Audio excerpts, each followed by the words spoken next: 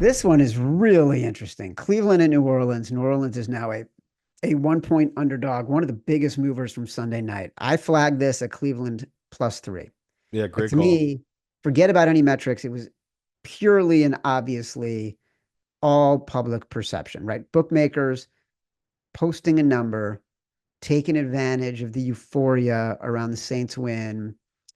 I don't think any lingering thoughts of Jameis from the week before played into it, but certainly it's possible. Um, at 3, I really liked Cleveland. I think I still like them at 1, but a lot less.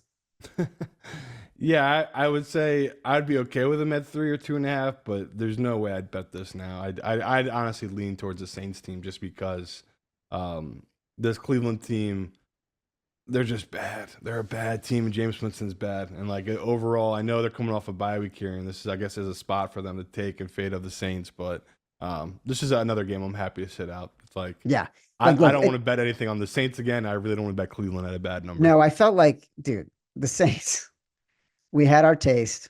Yeah, It was a delicious meal. it It's like, had its moments. you know, it's like trying the poison fish. It could be the greatest meal you ever have in your life. I don't know that I have the stomach to try it again I do not. at all. Browns defense still one of the tops in pressure rates, top 3, top 7 for overall Yeah, and the under is fun. pressures. You can have fun there picking Yeah, the that's true. under. But also as much as we hate Derek Carr, like he is actually better against pressure than almost anyone in football. Top 3 in big time throws, near the lowest percentage of turnover worthy plays. So like, he is a quarterback who has seen it, but yeah, it's a Oh, pass. he's one of the best quarterbacks throwing a deep ball when he knows he's about to get punched in the face with someone's helmet. Like he is so good at it. He needs it. It's the only time if no one's coming at him, he will sail that ball 20 yards too deep. If he's about to get hit, it's gonna be right on step for that wide receiver. Yeah, he's truly a psychopath. Say this about the Carr brothers and whatever was happening in the Carr family. Those are the two losingest quarterbacks in the history of the NFL. No joke. If you look at like career records at 50 games, 60 games, 70 games, like there is no two quarterbacks who have lost more games than these two guys at various thresholds, but they can take a fucking beating, these two guys. Like it is insane how willing they are to just stand there and get punched in the freaking face.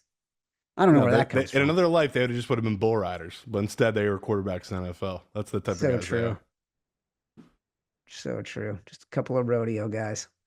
I covered the rodeo once. Kingfisher, Oklahoma. Covered the only female bull rider on the male rodeo circuit.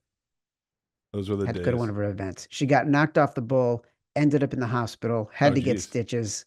Her 13-year-old daughter was with her. It was rough.